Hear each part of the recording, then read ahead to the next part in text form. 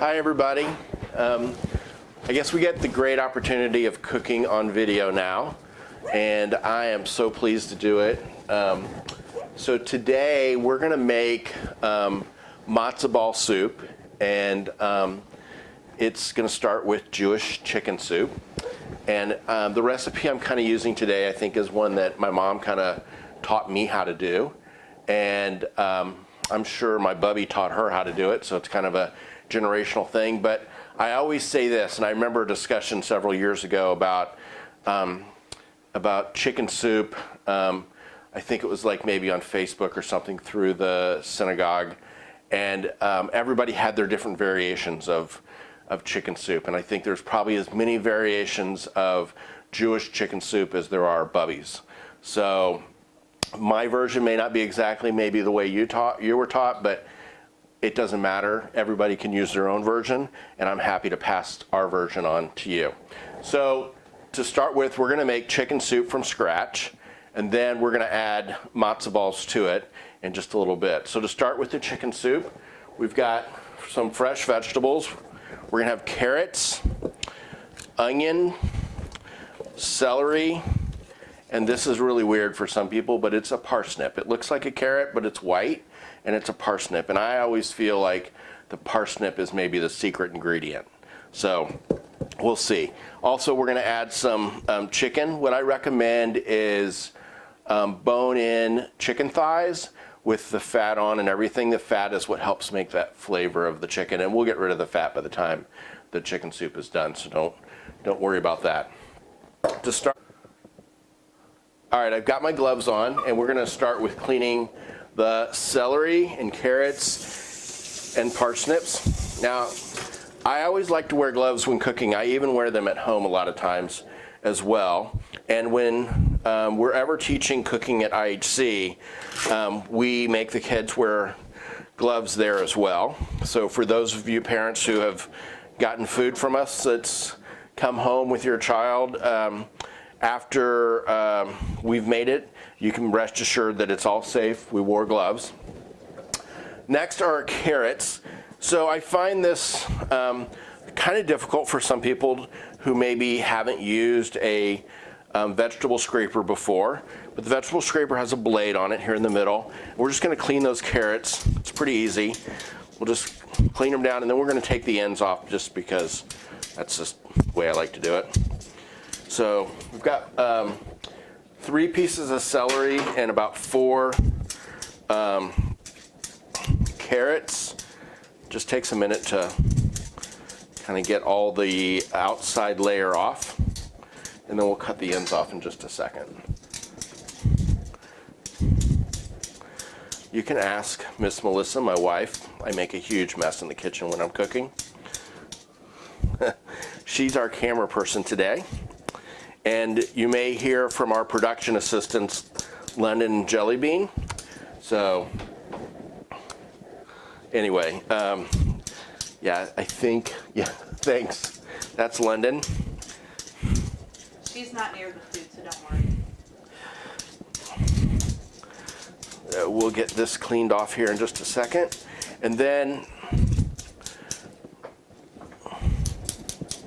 all right, one more carrot, and then we're going to do the parsnip. So the parsnip looks like a carrot, has a little bit different flavor to it, but I always say the parsnip is the secret ingredient in good Jewish chicken soup. So I'm sure we could start a whole nother social media frenzy on good chicken soup, which is always kind of fun to do every now and then.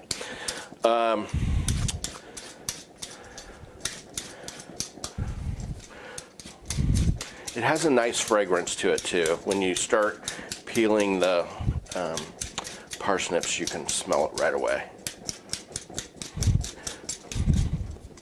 It's kind of funny. I went to the store the other day to get a parsnip, and they were out. And they told me at Fresh Time that there is a run on parsnips, which I really didn't expect to be the case. So there, we've cut the ends off. We'll do the same thing with the carrots.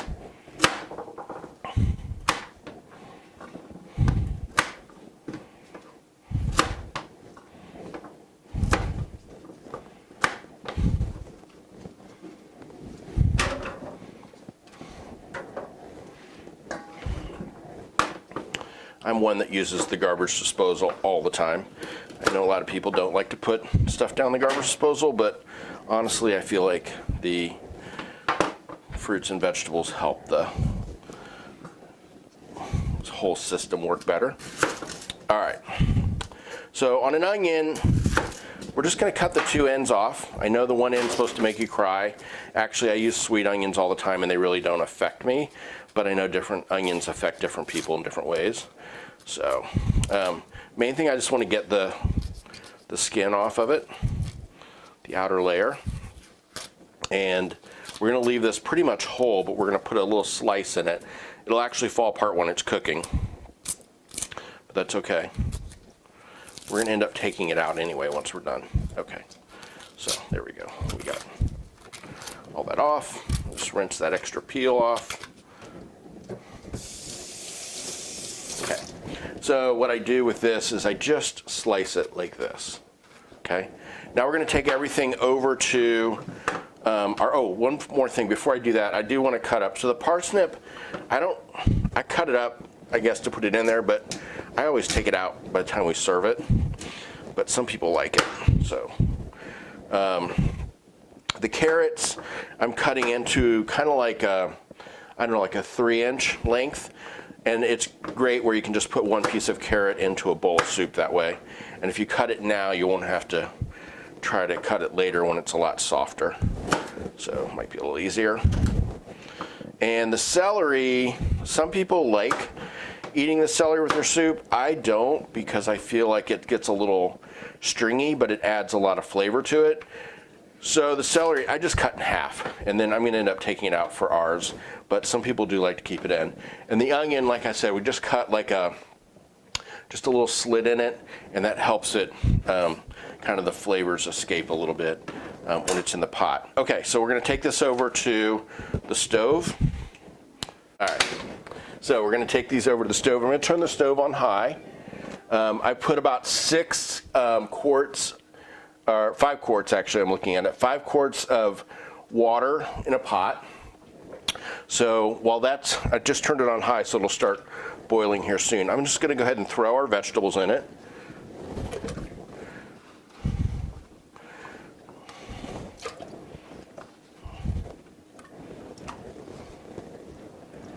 All right, so now that we've got our vegetables in there, I'm going to season it up a little bit with some salt. And I'm using coarse kosher salt. You can use whatever you want. And I like a little bit of garlic powder in mine, not a whole lot. So let's put a little of that in there. And then here's my chicken. So like I said, bone-in chicken thighs are what I've always used, and really 4 of them for this size pot is good. I've got a little more in there than that. So I'm just going to set that in there, and then wash my hands again real quick because I touched the chicken. And a lot of times when I'm wearing gloves, we can wash with soap and water and so forth with the gloves on, and you're fine, instead of taking gloves off. Or you can replace your gloves, whatever you prefer. We're not going to really do anything that's going to touch any other food, so we're good. So right now we've put all that in there. I'm going to kind of stir it up just a little bit so that the salt and everything kind of mixes in. And then we're going to bring this to a boil. And once it comes to a boil, then we're going to simmer it down with turning the heat down just a little bit so it will simmer. And we're going to put a lid on it. Now, we're not going to put the lid on it tight. We're just going to put it on halfway because we don't want it to boil over. And then we need to adjust the heat so that it doesn't. So as it's cooking, and you go back and look at it, and we'll take a couple of peeks at it while it's cooking. But it'll kind of, sometimes it kind of gathers a little bit of like a foam on top or something. You can skim that off if you want. At the end, we're going to end up straining it anyway. So we'll get to that here in a little bit. Right now, I got the heat on high. I got everything in the pot, and we're going to let that cook for a little while. We'll be back with you in a minute. All right, everybody. Here is the soup. So it's been cooking for about 45 minutes or so, and you see it's got kind of a slow roll boil on it. Smells really good, so forth. So we're going to let that continue to kind of simmer and boil for a little bit. It's not a boil, it's a simmer. And we're going to come back to it. We're going to let it go probably for another 30-45 minutes or so, and then we'll attend to it then. But meanwhile, I kind of stirred it a little bit, leaving the lid just partially off of it, and it turned down so it doesn't boil over. And we'll be back to that in a minute. In just a second, we're going to start with the matzo ball mix. Okay, now we're going to make the matzo ball mix. I'm going to grab another pair of gloves because we're going to use raw eggs, of course.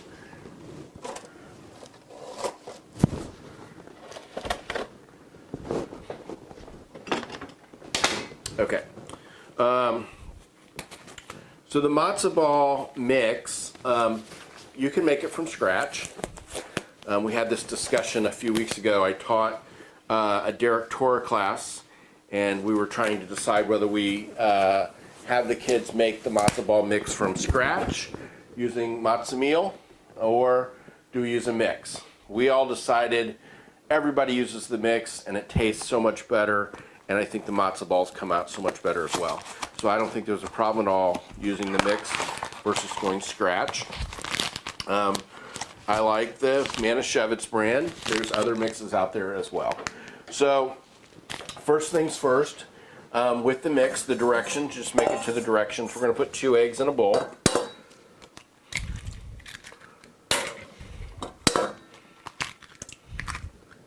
And I'm going to get a fork here and kind of whip that up. And then we're going to put 2 tablespoons of vegetable oil in. And 1 package of the mix.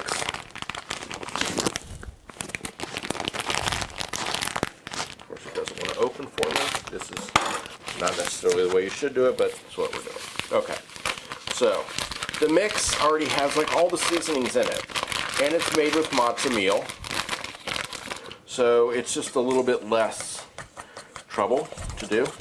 So I don't know if you can see that or not, but I'm gonna mix it up really well, and then we're gonna put it in the refrigerator, and it's going to sit in there for about 10 minutes or so, and then we're gonna make up the matzo balls. We'll put them back in the refrigerator until we're ready for them again, once they're made up.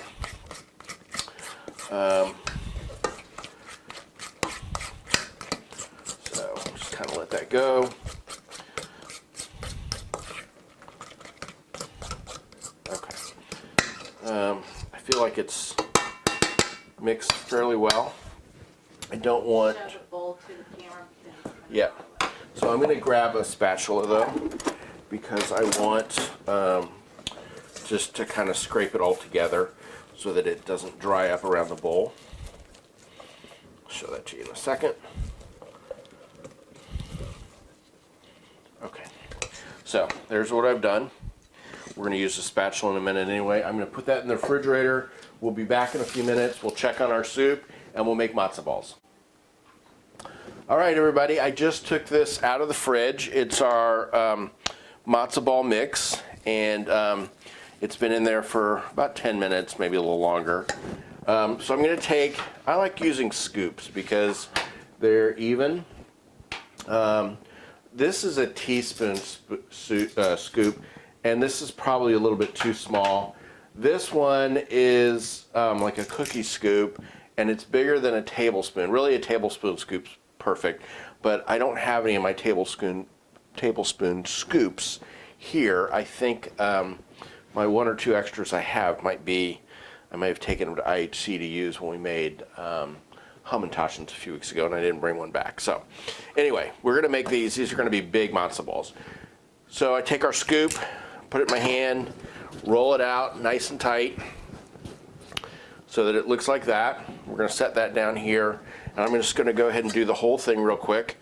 And like I said, they'll like double in size. So these are going to be pretty good sized matzo balls. But I don't think anyone's ever been disappointed about a big matzo ball. All right, so get through this real quick.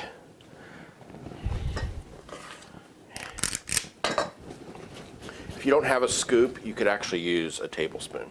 The difference is the scoop has that little metal thing in there that pops it out, so you don't have to dig it out. So that's what makes it so much nicer. All right.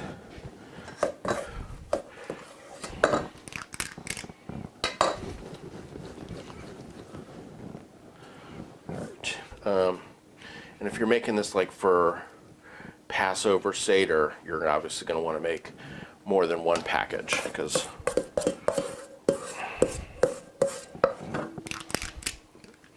all right, this will work. We got 8 of them out of here, which I actually think that's pretty good. All right, so next thing we're going to do is I'm going to set that stuff aside. Let me wash my hands real quick and get the matzo ball mix off of them. And then we're going to strain the soup. So the soup's been cooking now for about an hour and a half. It really looks good. It smells good. I actually snuck a little taste of it a minute ago, and it tastes great. So I think we're good there. Sometimes you might want to adjust the seasonings, add a little salt if you need to, but actually this was just perfect. So I'm going to turn the stove off, and remember the soup is very hot. It's boiling, so be very careful.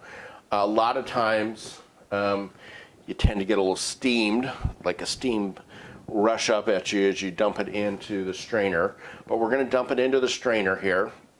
I've got a big container sitting in the sink. That's what's going to hold our soup, and the reason we're straining is we're just taking all of the stuff out of it. We're going to sort out the chicken meat, get rid of the fat, and then like I told you, I don't like celery, so we're going to get rid of the celery, and then we'll put all the good stuff back into the broth, put the broth back on, bring it back to a boil, and then we're going to put our matzo balls in there. So bear with me here for a minute while we do all that.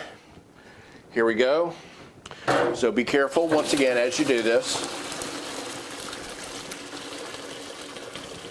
The container I'm using, it is a heat resistant container. It's actually a commercial container, and it can withstand high heat.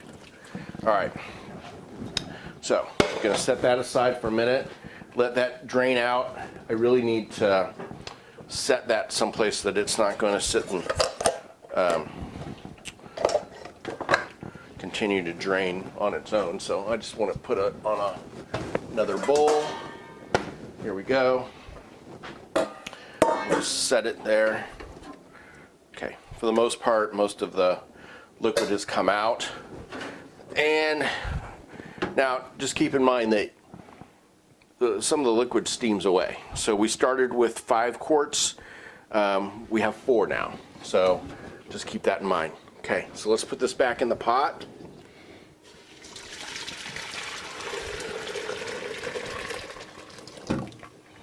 Okay. And as far as everything that's here, I'm just going to leave that go for now. I'm going to set the temperature on the stove back up to high and kind of bring this back to a little rolling boil. And then as soon as it comes back to a rolling boil, we'll put the matzo balls in there, turn it down to a simmer, and we're going to let it cook for about 20 minutes. So give me a minute, we'll come back and put the matzo balls in.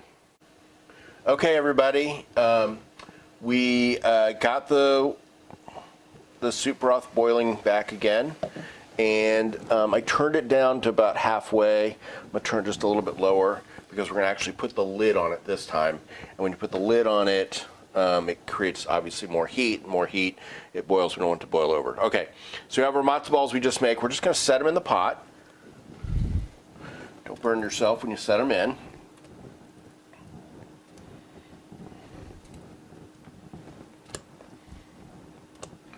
Okay, so those are going to cook. We don't want to stir them. If you stir them, they will come apart. So just leave them be. Just set them in there. I'm going to put the lid on it. I got an electric stove, so we turned it to 4. That should be good, but I'll keep an eye on it. In the meantime, I'm going to take the stuff that we took out, what we strained out, which is the chicken meat and the carrots and everything, and I'm going to lay it in the same pan out because I want to sort out what we don't want in the soup and what we do want in the soup. So, really easy. The carrots we want, so we're going to just take those carrots. Everything is kind of hot, but they're not too bad. I don't normally keep the parsnips, but I'm going to this time. So there's the parsnips. Get the rest of the carrots in there. And so normally what I keep is just the carrots and the chicken meat. And so just pulling all the carrots out. The celery is kind of stringy. So some people will cut their celery up so it's small. I don't do that, but that's an idea that you could do if you like to keep celery in your soup. Okay, so now what we have left is the chicken meat. Some of what I put in there was actually some boneless thighs, so that's pretty easy to pull out. Put that back in there. And let's see, that's boneless. Okay, so for the sake of easy, we're pretty much done. There is some more chicken here. We'll pull it off the bones. You can do that on your own. Not a big deal. And then everything else, the rest of the onion and the celery and stuff, we're just going to pitch. So there's that. We're going to let this matzo balls simmer for about 20 minutes. We're going to come back. We'll put this stuff back in the pot, and our matzo balls should be done, and we'll try it out and see how it is. All right, everybody. Looks like the matzo balls are done. They've been boiling for about 20, 25, 30 minutes or so. They're nice and big. This is kind of what they look like. Put some in the bowl in just a minute.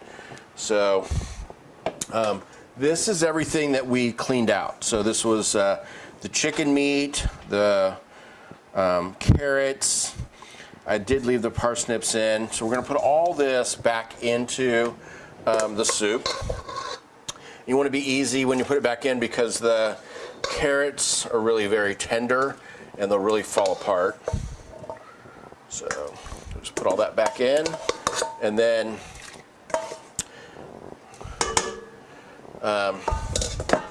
just kind of give it a little bit of a toss. I don't want to stir very much because I don't want to mess up the matzo balls, and they will come apart. So I'm going to put I'm a 2 matzo ball person myself. And let's see here. There's another one. All right. And now I'm going to get a little broth and a couple of carrots.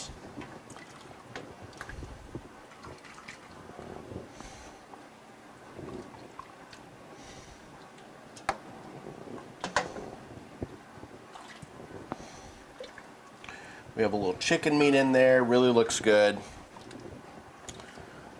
All right. Can you see what we got here? Really looks great. Let me get a couple of spoons.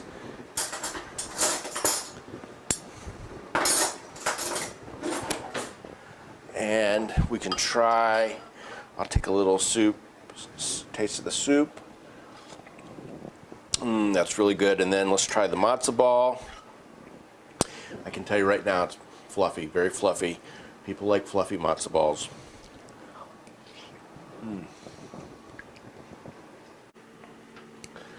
All right, everybody, this is it, matzo ball soup. This is kind of fun putting this together. I think we'll probably put some more videos together. In our Hug for religious school, we're supposed to be doing Israeli food this 4 weeks, and we kind of are going to not be able to obviously do that in person, but I'm going to try to put some videos together, and we'll do a couple of Israeli foods, so look out for those. I'm sure Rabbi Roxanne will put those out so everybody can see them. Thanks. Have a great day.